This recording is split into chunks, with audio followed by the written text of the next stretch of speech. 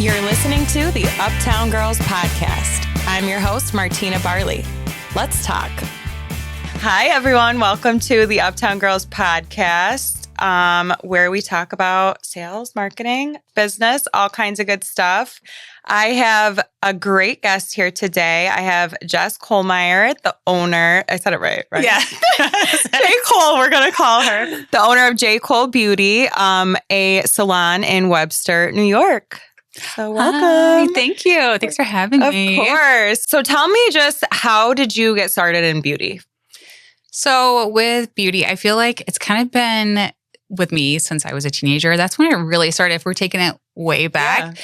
I was about 14 and there was this thing called Model Search America. I don't know if you know that. Big scam. Big scam. So anyway, my mom ended up doing my makeup for it and like hiring a photographer and everything. And honestly, that's what got me into beauty and makeup was my mom putting makeup on me and me taking photos because I was like, oh, you felt amazing. I'm that girl. And then I went to my brother's baseball game and I was like, hey, here she is. It's me, Jess. But my mom is a big inspiration behind it in general. She has always like really been into skincare, beauty, hair, everything. And just growing up watching her sitting at her vanity and she's like, I gotta get ready for the day and do this. And more so about like how it made her feel. Like she just felt so confident and she was just, I don't know, just watching her growing up, I got into it. And then as I got older, I just would do my friend's makeup, I even did my friend's hair. That's when I was trying to figure out what I loved about beauty and aesthetics. And I don't know, as I just kind of grew into myself and learning like, okay, I love the artistry behind this. I love the way it makes me feel. I love the way that I can make other women feel just from doing makeup. That's what was the start of kind of me into beauty was all makeup. So I would do photo shoots. I'd like hoard myself out there. I was like, whose makeup can I do? And who can I meet? And trying to network and find different connections that I could learn from people that are already established. And that's kind of how I got into it from teenager to me now. Yeah. Almost 40 years old. Are you really? Yeah. Oh my gosh. Well, your skincare is working. Thank obviously. you. Whatever you're doing. That's why I'm like, oh yes. Yeah. Yes. Own a beauty and aesthetics business. But that goes back to my mom again. She was always really big into skincare and everything. So I kind of got that from her. She still is. And it's just so funny now because she asks me, she'll call me, she'll be at Sephora and she's like, hello, everyone. This is my daughter. She's in New York. She's a makeup artist because she lives down south. And she's like, tell them what I need. Tell them the products that I need to get. I'm like, okay, Mom. That is so cute, really though, that you got into it from her. Like, I love, like, just picturing a beautiful mom in the mirror. Like, because now that I have a daughter, I'm like, I can't wait to do her makeup and do her hair. And, like, hopefully she's into all that. So she probably loves that you're so into it, too. I mean, that's where I'm at now with my daughters. They're both teenagers and into all of it. Too. I mean, they grew up, they spent their whole life around it. I had a YouTube channel that was part of my growth into beauty too. When it was like really big in like 2011, 2012, that's how I kind of got started with creating things and finding kind of like, where do I want to go with this? Like, this is fun going and doing makeup but where do I want to go with it? So I did that.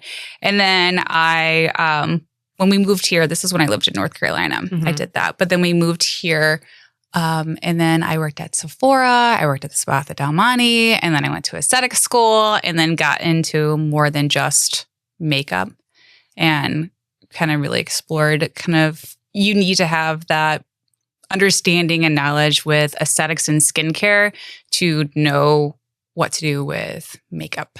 Too. Well, I was just going to say it's kind of like an interesting, I don't want to say contradiction, but like skincare is about like clean and fresh and like, let your skin breathe and put all these products, and then makeup, you're just like dumping stuff on it. So it's like interesting that you do both. But I mean, again, look at your skin. It obviously is like, when you have the right combination of those two things, you're not ruining your skin with your makeup, right? I would guess. I feel like that's super important too, is knowing that you can't just slap makeup on and you're gonna be able to. This will make you die. Until I was probably, I'm not exaggerating, 25, would just put mascara on and I would just sleep in it every single night. And it was probably like 3-4 days of the same mascara and I would just put more on. Doesn't it? No. It makes me want to die now because now I'm like, cannot go to bed without washing every drop of anything off.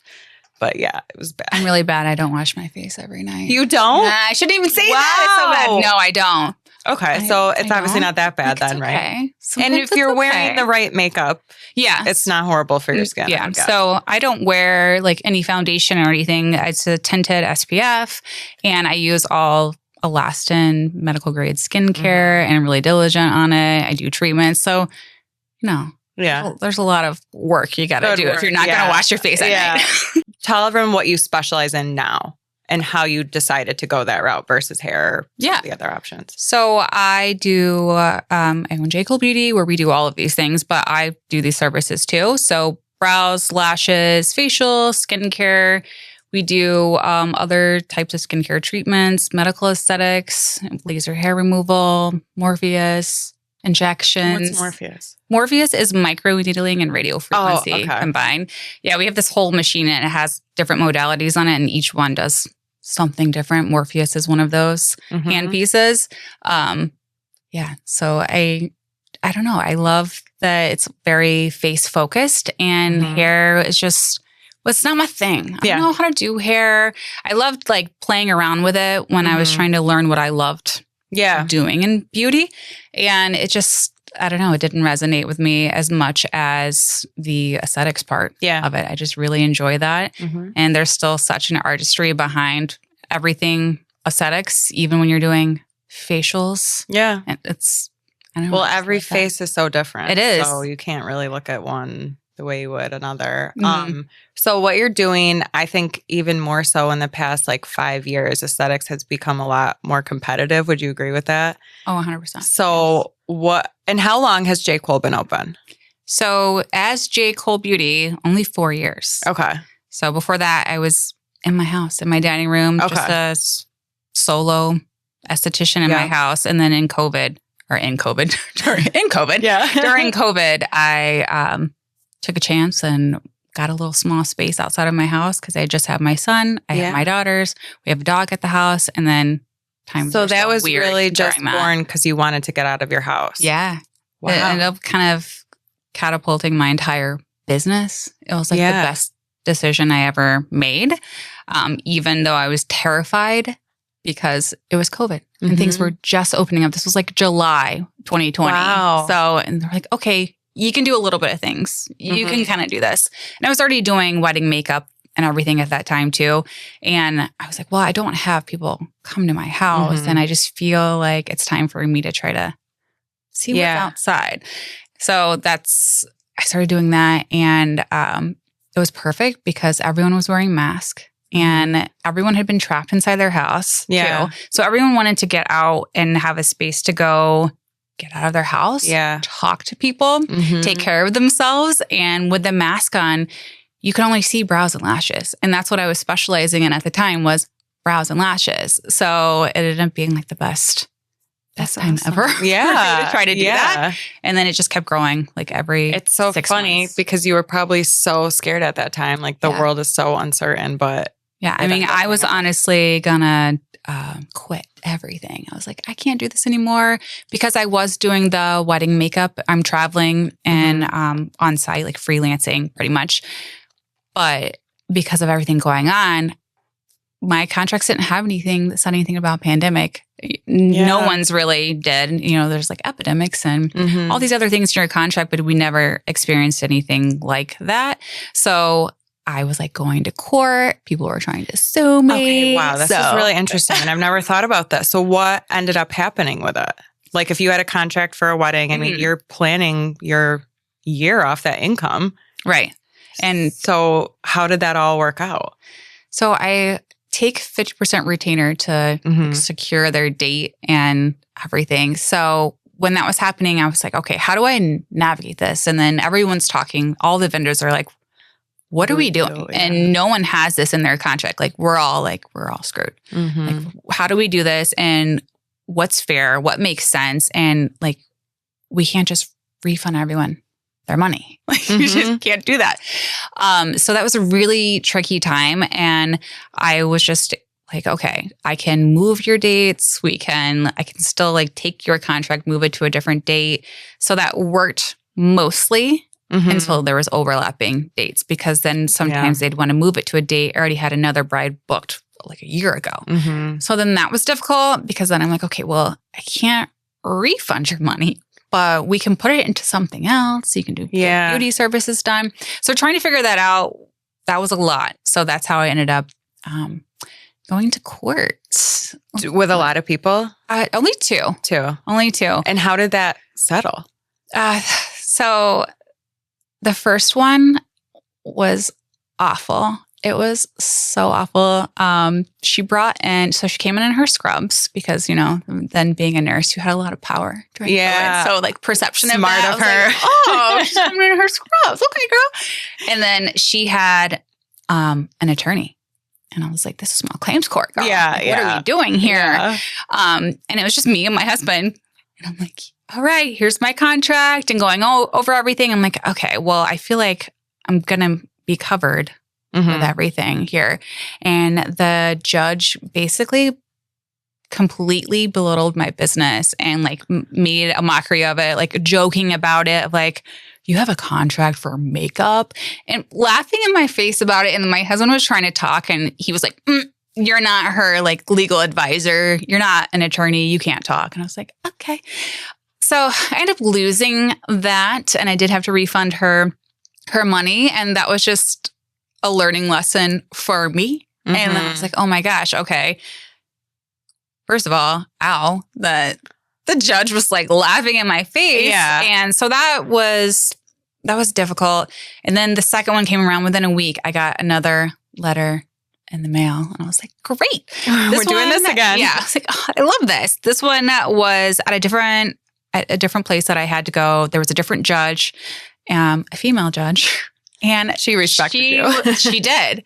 And everything that they were trying to show, she was like, no, you signed the contract. You said this because they had booked with someone else and they were trying to get their money back, and saying that I wasn't responding.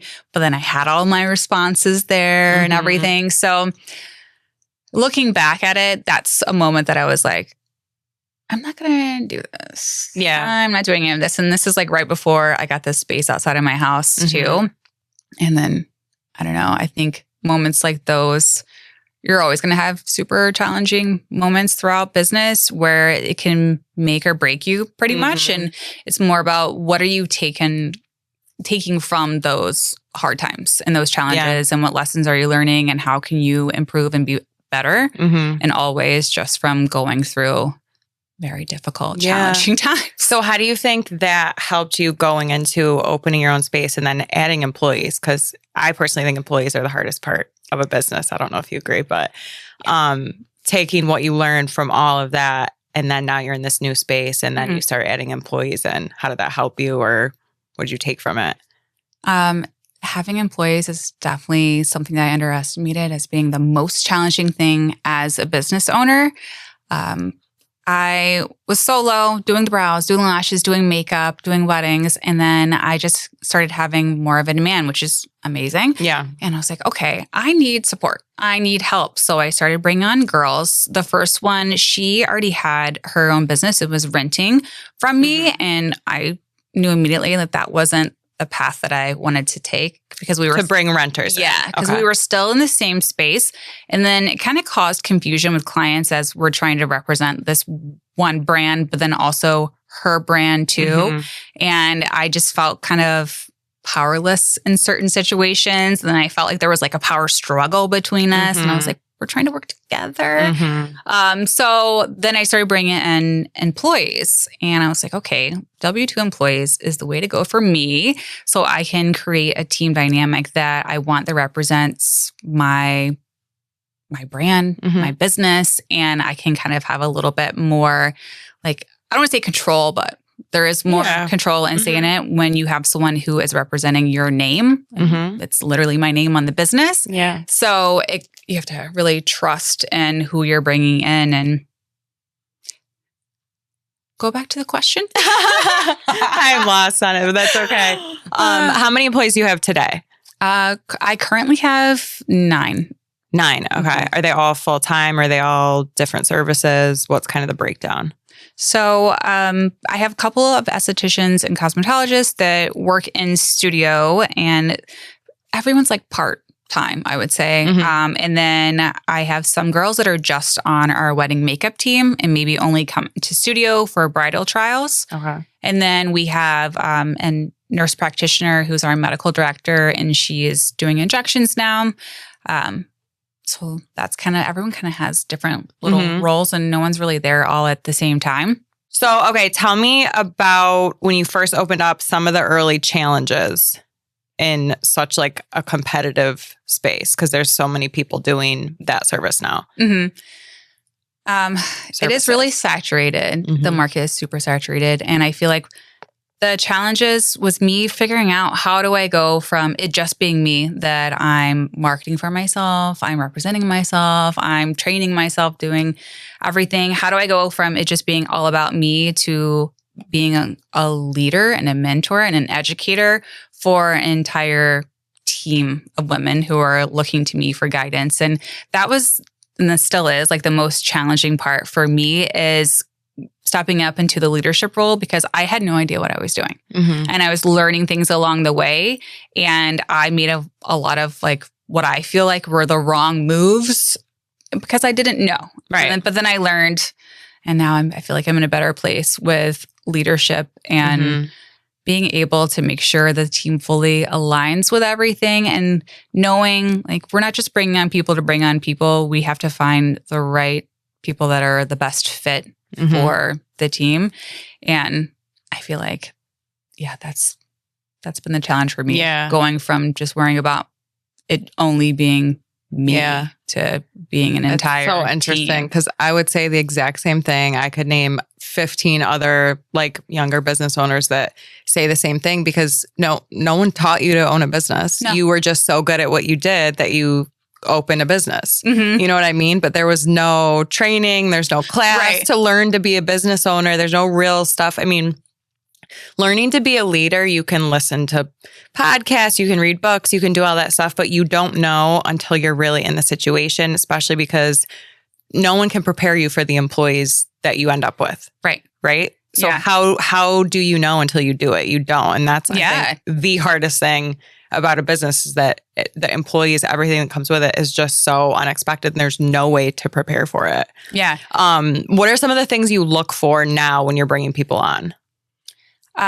So when I'm looking for now, I'm actually doing this right now because we've been hiring and kind of expanding our team, and I've changed my like interview processes a little bit, and it's a little different, where I send them a questionnaire first to get to know them a little bit more of why are you interested in J. Kohl Beauty specifically? Like, what are your goals in the next 3 years? And what interests you most in aesthetics? So I feel like getting to know that prior, and then them coming in and being able to have more of a candid conversation. I know we talked about this earlier about having a list of questions, then feeling like you're just going like back and forth, and people are a little too prepped for interviews in a way where it doesn't feel like you're going to get the authentic person. You're not going to really get what you need to see, because who is that person going to be like their first day of work? They're 1 month into work. Like, who are you actually getting? Yeah. So got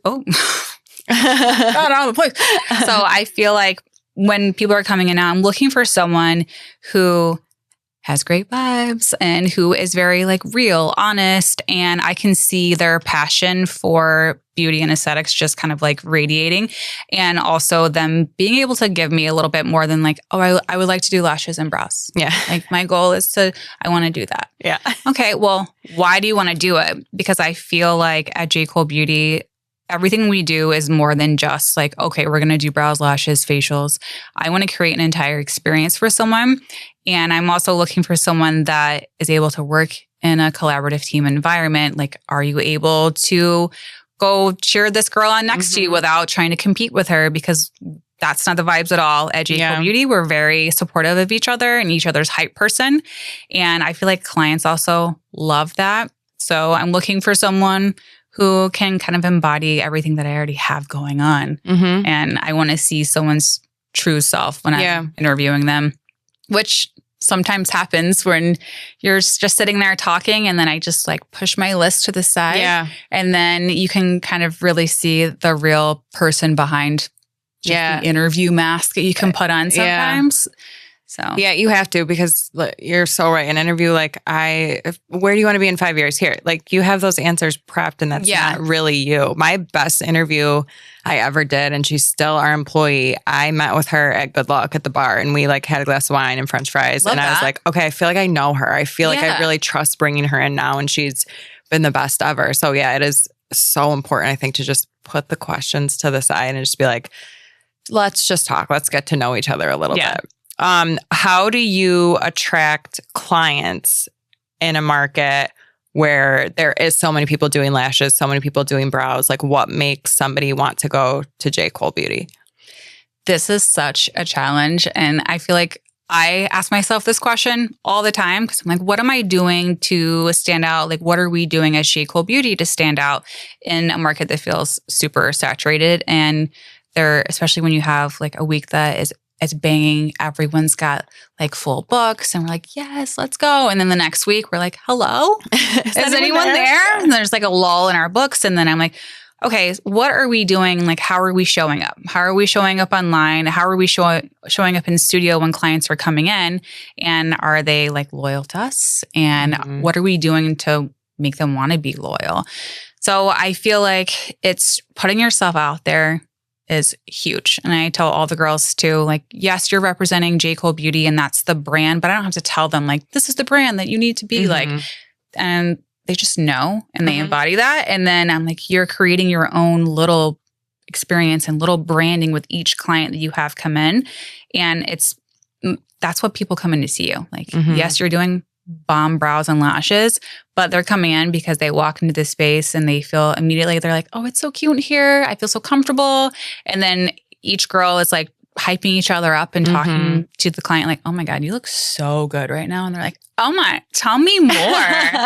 So again, it all goes back into like the experience that you're creating for the client when they're in the studio, but it's also is that experience the same as what you're showcasing online? Like, does that align where who you're showing and what you're showing online is actually what a client's going to get in return? Sometimes they have to look at my social media like that and what we're putting out of like, okay, this client came in and she was like, oh, I was so intimidated to come in to you guys.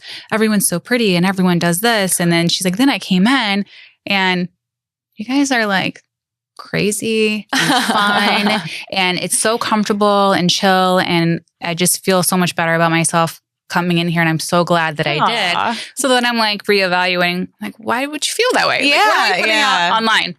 So I feel like just constantly showing up in the best way that you want to represent yourself and like who you are and what you're trying to create for a client is super important. And that's going to help keep you like attracting the right clients. I feel like there's more than enough clients to go around. There's like hundreds of thousands of people that live here in Rochester. Yeah. So, okay, there's lots of restaurants too. Right. Like exactly. What's making the restaurant stand out that someone wants to go to a restaurant? That maybe there's another one similar to it right next door. They have food. They have drinks. Like, what makes it different? And it's just so true that like you're not for everybody and you don't want every client either. Right. Exactly. So there really is like, I think it all kind of for the most part shakes out where every client is with like the provider that is right for them and vice versa, because you don't want somebody in your chair that just gives you bad vibes or, somebody you wouldn't want. And I would say we rarely have that, to be honest, because clients will ask us all, tell us the craziest client story you have. I'm like, well, I mean, I guess we have some, but they're no longer clients here. But that's the thing is you're kind of attracting your ideal clients by just being you, literally just being yourself and connecting with the clients. We always have we always say that we're like, we honestly have the best clients and we have the best relationship. Like they're excited. They come in and we're all like, hi. And they're like, oh my God, hey. That's like, where have you been? So I love that. True salon experience to like go in and there's multiple clients at the same time. There's multiple people doing services at the same time. And it's just such a girly fun. I love that. I love the girl like the girl stuff, Yeah. and the girl vibes, and they come in and they're just like, I'm here. I'm Yeah. like, yes, you are here. Yeah. Like, I love that. And it makes all of us feel like, okay, this is where I want to be. This is what I want to do. And I feel like for us, J. Kohl Beauty is like our happy place and where we can all like connect and be friends. Yeah. And then same thing, I feel like we kind of create that for clients as they're coming in, and then we're all just like hanging out, having a good time. It's like, and are we even working? That. Yeah. Yeah. And I mean, how many people can say that work is their happy place? Not a lot. I know. So that's amazing. Definitely my happy place. Get me out of my house. Yeah. What is your expectation of your team with their individual social media as far as like promoting? Yeah. So all of the girls have their own like J. Kohl Beauty accounts. And I just tell them, I don't know if I have like expectations so much. I tried that in the past where I'm like, we should do this many posts per day, per week. And the girls were like, okay, I'm feeling really overwhelmed with that. And then I felt like they needed so much. There was like over critiquing everything they were posting. And they're like, well, what trend am I supposed to be doing? And they weren't enjoying it. Where in the past when we do it and now when we do it, it's like we're excited. We're like getting out the tripod. We're getting out stuff. We're finding things together. Yeah. So I wouldn't say I have expectations so much on them. And just like, you have to not just show your work, but show your face. You have to come on, and clients need to make the connection with you. I think that's super important because you can look on Instagram all day and see brows and lashes and skin and makeup. You can see that for days. But what clients are connecting with is the individual person, because we are like people behind this. Yeah. And again, people are coming to you because they built some kind of connection with you. So many people will come into studio. I'm like, I know we don't know each other, but I feel like we do because you're always on Instagram talking. And I'm like, oh, yeah. Because I'm like, how's your dog doing? I'm like, yeah. Oh my God. And I'm like, is that weird? I'm like, no, I mean, I put it out there. So. Yeah. And I mean, I think that is so, when people are like, oh, I was stalking, it's not stalking anymore. We all do it. Like, it's I'm just such a stalker. Yeah. I mean, no, I know what I'm doing out there. Yeah, like, I put it out I'm there. out there. Yeah, exactly. What do you think is the biggest misconception about a beauty business? Because we were talking a little bit before we started recording about how there's been such a shift in estheticians and anyone in the beauty industry going from being an employee to wanting to run and build their own business. And I think the more people see other providers do it on Instagram, the more they think, well, this is easy. If this person's doing it, I can do it. What do you think is a misconception about going off on your own and starting your own business? I think the misconception is that it's easy, that anyone can do it. I know we talked about this earlier, but that it's like, it's so much more involved than you think. You have to be obsessed with it, and not just the work that you're putting out there, but you have to be obsessed with the business side of it, which is not the glamorous side of things, which is not easy. And it's a lot of work. It's a lot of consistency. It's a lot of hustling, especially in the first couple years while you're trying to make a name for yourself. And again, that goes to like, well, what are you doing to stand out in the market? And why do you want to do all of that? Yeah. Is my question. Yeah. Because at J. Kohl Beauty, all the girls, we provide everything. They don't have to worry about anything. Their insurance, we cover. They don't pay rent. They have their rooms, their equipment, their products. Everything is under us. They just come in and they still create their own schedules.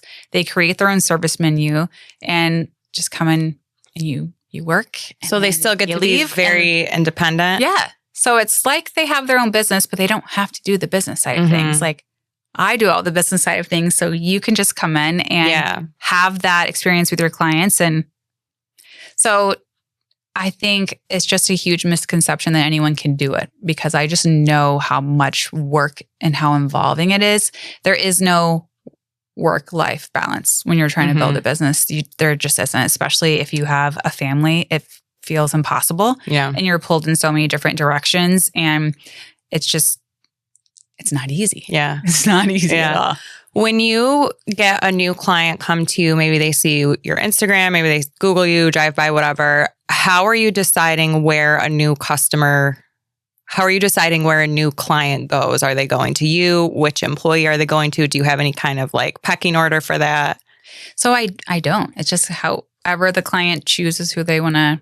So they're able to book. Yeah. So they can book online, and all the girls have their social media individually. And then they also have it shared on J. Kohl Beauty's main page. And then through reviews and referrals, like all the girls' names are mentioned. I feel like they all kind of create their own client experiences where they have the same repeat clients, and then they have those clients that are referred over to them.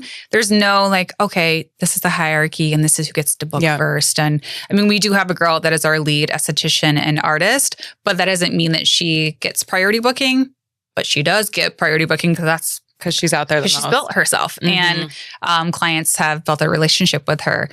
But it kind of just, it's whoever the client wants to go with. There's certain services that maybe like I'll have a client with me and like, I have this issue with my skin. I really want to do this. I'm like, okay, you should talk to Emma for this.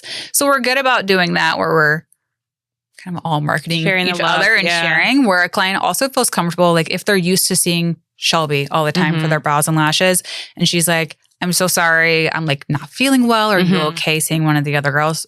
I will say 99% of the time clients are like, oh, I trust everyone there. Yeah. I will go see whoever. Yeah. So and I think that goes to like J. Kohl Beauty is such a brand where clients feel that way, where they're comfortable and know they're going to get a similar experience no matter who they go with. But they also have maybe the certain girl that they love to see because there's something different within their experience with them.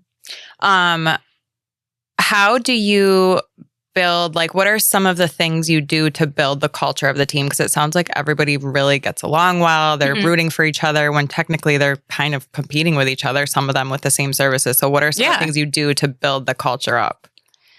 I think it is so hard to not feel competitive against someone else that's doing the same services as you. But I feel like right now where we're at too, I have like all my OG girls.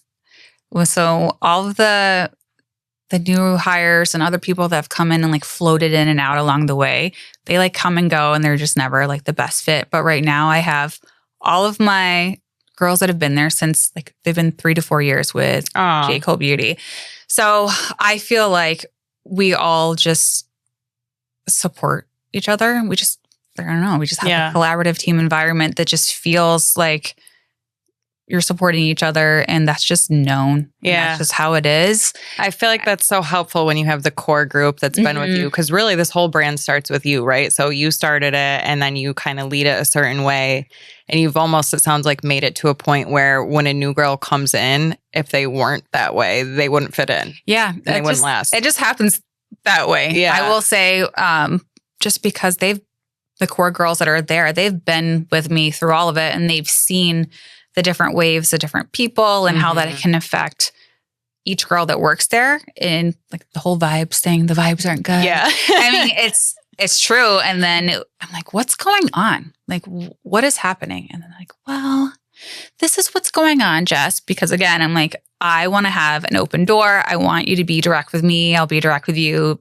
Full transparency. If something's working, if something's not working, if someone's making you feel a certain way, or I want to know. Yeah. So I think just always having open communication and connection with the team. And we do, like tonight, we're going to dinner together to celebrate just because some of the girls' birthdays. And because it's been a while. And then we have like an event later this week for some skincare. So I don't know, those things are fun. And like going and having little drinks together and be like, yeah. How do you balance that? Do you ever have, especially your girls that have been with you a long time, do you ever have like where you're like, oh, I feel like we're getting too close as friends, that then it makes the work part harder? Do you run into that? Yeah. Yeah. That's, I go back and forth for myself too. There's times where I'm listening to these other podcasts and I'm like, this is what you need to be like as a leader. You need to separate yourself and you need to have this, and they need to have respect for you, because it does kind of teeter on that line of boundaries where they're like, oh, but we were like just hanging out. We were having drinks together and we had a good time. And now we're in the studio and you're like telling me this. And, you know, again, like I said, I'm direct. I can be assertive, but knowing that I'm talking to you because it's like your job. I'm just trying to help you Yeah. here to be successful. So I've definitely run into that where then when we get to work, there's no respect for me as like their boss at all. It's like, hey, I just come up with this really great promo idea for you. I would love if you, no, I don't feel like doing that. I'm like, okay. Yeah. And I did have, when I do exit interviews and everything, I'm like, tell me everything I need to know so that I can reevaluate things and processes. And one girl that left recently, she did say that. She's like, I think you just crossed the line between personal and business. And I'm like, I get that. And I know that I do. But also that's just who I am. I can't be the type of leader that like sits back and is just like, yes. Yeah. And that's not me. And I love being able to have relationships with the girls and connections. And that does make it more difficult and more challenging because then it's hard to navigate those situations where someone can't be like, okay, this is boss Jess. This is like, let's hang out, Jess. Well, it's also kind of the nature of the beauty industry. Like it's a little girls club in there. And you're not a bunch of accountants like sitting at your desk and then leaving. You know, it's like we're all friends, but I'm also your boss, but we're all, you know, so it's very hard. I get that. I definitely do. What are some of the things that you feel like you guys put in place to make sure when people leave, they're feeling J. Kohl Beauty versus feeling like, oh, I just got my lashes done? I think that goes back again, talking about the experience with clients and what we create there with them. And what are some of the things that would feel different at J. Kohl Beauty versus like, I don't know, I don't want to name anywhere, I guess, but somewhere else. Somewhere else. Another place. Because I feel like a lot of people can just chase trends, and sometimes clients feel like maybe they have to do a certain service, or like, I saw this on Instagram and I think this would be gonna, and we're like, so actually, no, we're not gonna go in that direction. I don't think that's the best service for you. And keeping everything where you're looking at someone's features and you're naturally elevating what they have already versus just trying to do a service and a trend of like, okay, this is what this looks like and this is one size fits all. Because it's not. And I feel like being able to customize treatments for each client can kind of set things apart where you do see a lot of businesses, they're doing like cookie cutter things.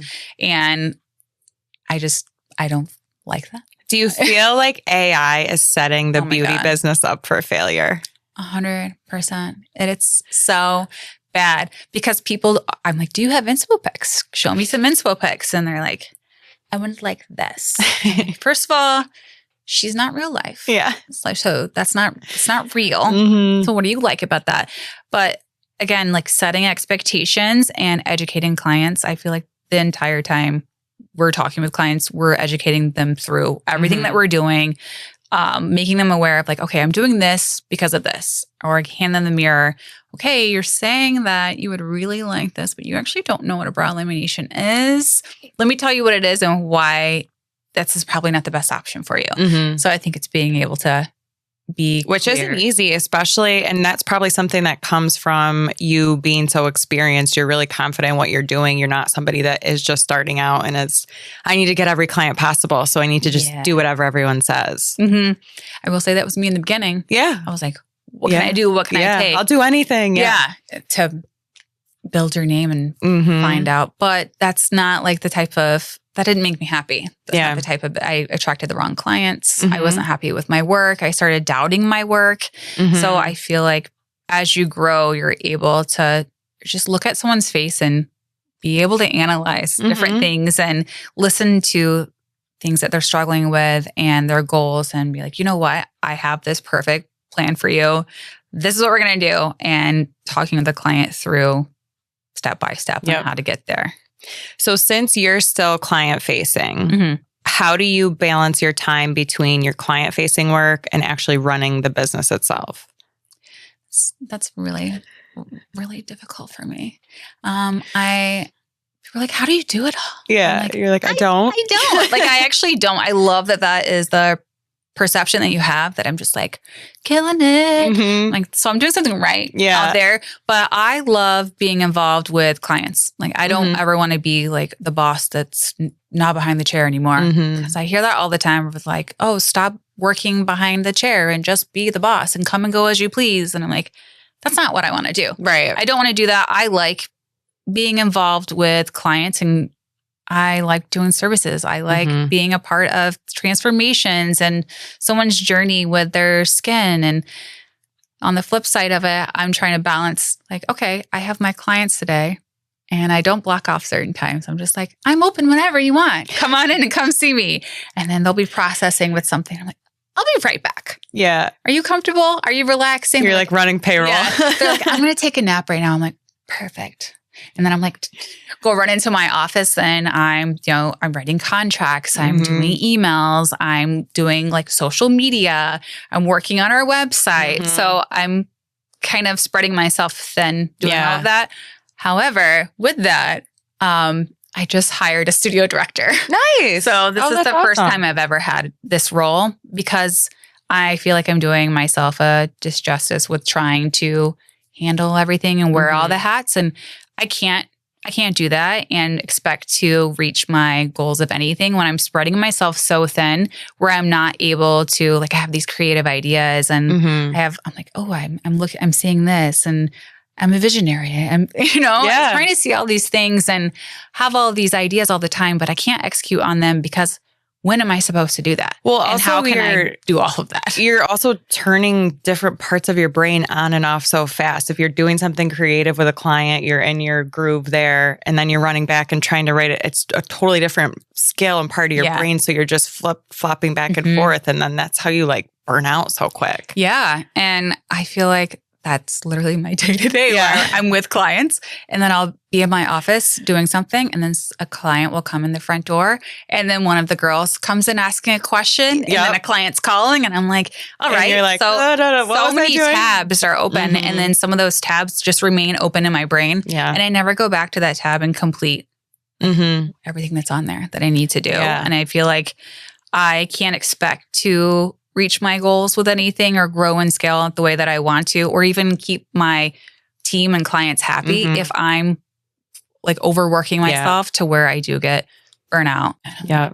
What am I doing? What am I doing? Well, you're right. It doesn't benefit you. It doesn't benefit the clients, doesn't benefit your team. You're just giving a little bit less to everybody. Right. So your goals, let's talk about what are some of your goals for the future? My goals. I have goals every day. Yeah. It's kind of crazy to think when I look back at my growth over the past few years. I'm like, oh, wow, it has only been 4 years. And I was by myself and now I have a whole team and we're doing all of these services and we have like great brand awareness. We have over 300 5-star reviews. We have like awards that we won. And I'm like, I got to look back at that sometimes and like pause.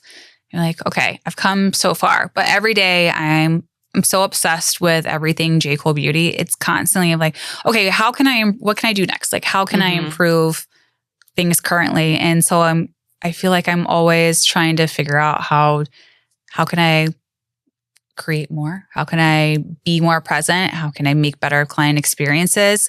How can I make my team happier? How do I retain my team and keep it to the team dynamics that I have now? And I feel like that's just kind of my goals, is continuing to grow within this brand that I ultimately like want to have and portray out to the public. Do you want more locations? Do you want more service? No, just one. No, I sure don't. Yeah. I sure don't. I feel like enough. Yeah. I've had an insane amount of growth and scaling in the past few years where it's like I was taking risk and opportunities like, yep, we're going to do it. Yep, I'm going to do this. And I'm like, oh, I should have probably just like reeled in a little bit, just not gone so heavy into it. But now I had to figure out things along the way. And now I'm like, oh, I'm so glad because it led me to where I'm at now. And now it's me honing in on everything that I've learned along the way of like, okay, now we're in a great place. I just want to know how can we improve this every day?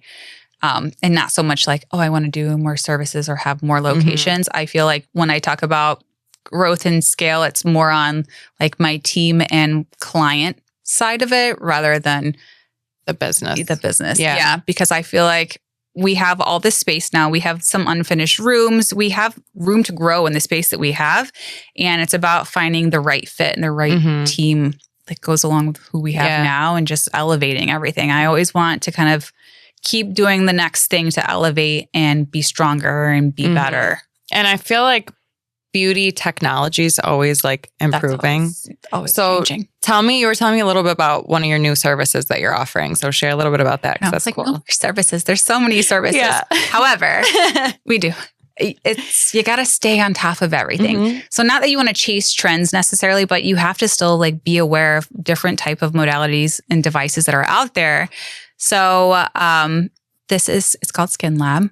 Think of a hydrofacial, but the next version, elevated hydrofacial, where it's not just do you know what hydrofacial is? I was just I've gotten them, but I was actually going to say, tell someone listening that doesn't know what a hydrofacial is. I feel like there's a lot of brand awareness with hydrofacial. That's kind of why I go back and use that as my example.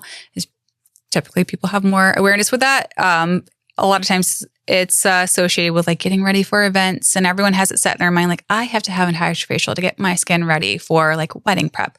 So what that does, I don't know that much about hydrofacial besides like just you know more than anyone listening. I promise. Okay. So with the hydrofacial, that is more of like it's using the device that's like cleansing your skin and then infusing different serums and things into it. And it gives you like a glowy skin and sucks out all like the gunk in your skin and impurities and dead skin.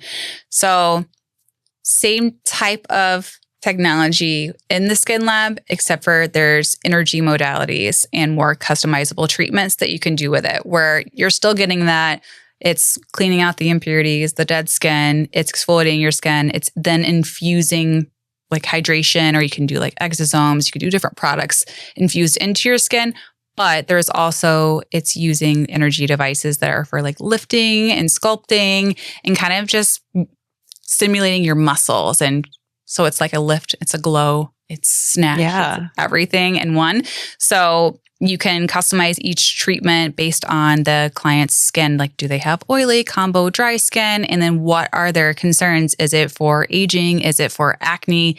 And you'll have on your computer screen, it's like a treatment advisor mode where it walks you through of like, okay, this is what you're going to do. This is the energy you're going to use. This is for how many minutes. And then each one kind of lights up with a little LED. Cool. So it just sets you up. Yeah. And then it shows you everything and guides you through the entire experience. And you see results immediately. Like immediately after, your skin just feels clean and it's glowy. Book this now? This is ready to go? Okay. And then it's also, you could do it in series. There's just so many different options with it. And that's what I love about it is you can customize it to however you want. You can do where it's just like, okay, let's do this treatment mode, or like, I just want to use this exfoliation part, or I just want to use this energy part to like snatch my face. So it is a lot of technology. There's a lot of technology in it. Yes. So this is why like that judge that made you feel like you were so dumb because you were just a makeup artist. Like I wish that people like that really understood how much science, biology, technology, anyone in any part of the beauty industry is using. Because to me, I'm like, oh my God, you sound like a scientist genius to me. Because I'm like, what? But yeah, there's so much science in the beauty industry. Yeah. That you don't get enough credit for, I don't think. I know. Between devices and skincare, they're all like science-based technologies in all of it. And that's what's really giving you results is you're not just looking at someone's surface of their skin, and it's understanding the underlying layers of your skin and kind of like contraindications with certain things, how to treat with different types of modalities, skincare and devices. Like there's so much to it. Well, and like we were saying before, everybody's so different. So if I lay down for a facial, it's going to be completely different than somebody else. So there's a lot of like customization that you have to know in a pretty quick time frame. It's not like you do an hour consultation on the skin. They come in and you're like, all right, so here's what we're gonna do. Yeah, exactly. Awesome. So you are doing that now, the Skin Lab. We are launching it right now. I actually had my first meeting it's through Cartessa Aesthetics. So I had my first meeting with their practice development launch coordinator. That's long name. Yeah. That's what she is. Yeah. And then tomorrow I have another meeting with her where we're trying to plan an event for it too. And then she's helping me come up with different like promo strategies and how to roll things out, because as we're learning on J. Kohl Beauty side and as clients are kind of learning about it, because this is a brand new device and technology, we want to be able to keep it very simple. And as we're rolling everything out and then kind of build onto it, because like I said, you can build and customize as you go. But it's coming soon. We have like a whole insider list of everyone that wants to know about it when we release it. And we've been doing it here and there on each other in studio. And we've had clients who are like our loyal clients. They're like, can you just test that on me? Try it out. While I'm in here, can you just like give me a little taste of what that feels like? So I feel like we've created a lot of hype around it, but for good reason. I feel like it's just going to be awesome. Well, and I'm super excited for it. Yes. Okay. So give us one sales tip that would work for any industry. One sales tip. I feel like, speaking from personal experience with clients, and when you can make that connection of telling your own personal journey, people are able to resonate with that more and be like, okay, wow, they've been through this and this is whatever you're selling. I feel like you can literally do that with any type of market and industry where you're making that personal connection with someone and they're buying in on what you're saying. They're trusting you, and that's I love that, and that's like the whole base of what you've been saying this whole time on your business is it's you and it's your brand. It's your personal connection to it all, and that's why people love it there. Yeah. Okay, one marketing tip across any industry. One marketing tip. I think this goes back to just putting yourself out there, your true authentic self, and just showing up, even when it feels uncomfortable. Like, today, this is uncomfortable for me. I'm nervous. I'm over like analyzing everything I've said. However, it's about just showing up and putting yourself out there and being still true and authentic to who you are versus trying to create the next viral this or viral that. I feel like it's just important to show up. That kind of goes like social media marketing side of things. But I feel like that's kind of relevant. I love that. It's so relevant. I feel like the more we get into like the future and technology, like people are actually craving like real genuine connections more. They are. So like this is an actual human being. Yes, a person. This. Okay, wow, this is Jess. Versus, this brow Instagram I found. Yeah. Yes. We'll tell everybody where they can find you, the salon, Instagram, website, everything. Everything's all J. Kohl Beauty. So our Instagram is J. Kohl Beauty.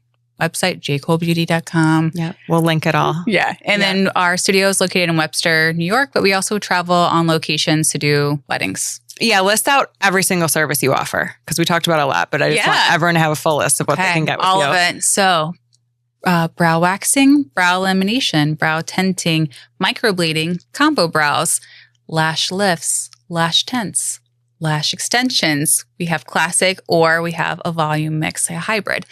We also do facials. So we have a couple different types of facials. And then obviously we have the new Skin Lab coming. And then we also do medical aesthetics. So it's Morpheus 8. We do Morpheus 8 face and body, radio frequency, laser hair removal, IPL, which is intense pulse light. And then we do injectables like Dysport, filler, Sculptra. Wow. Yeah. That's all? I think that's all we do. Well, I love it. I love your brand. That's why I wanted to have you come on, because I think it's so recognizable. The name J. Kohl Beauty going into your space, it's so pretty. It is such a fun, girly, like little clubhouse in there. So I know you've been there as a client too, so you've been able to experience that. Yeah, and it really is a brand that I remembered long after I was there. So I think love that. Yes. Can you tell me why? It honestly just felt like it was the same energy you get like the morning of a wedding when it's all your friends around getting ready and there's like a little excitement in the air and everyone's like, has their coffees and their cute little getting ready outfits on. It just had that same kind of like sleepover vibe. You know what I mean? Just like girly fun. And I love that. So it's doing exactly what you want in there. So perfect. Yeah. I know sometimes it's nice for me to hear that feedback because I'm in there all the time.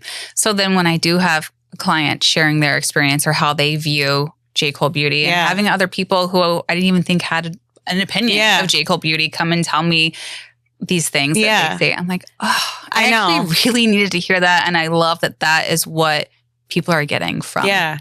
Cole Beauty. I know a ton of people that do what you do, but your brand really has always stood out to me since I've been there. So you're doing a great job. Thank you.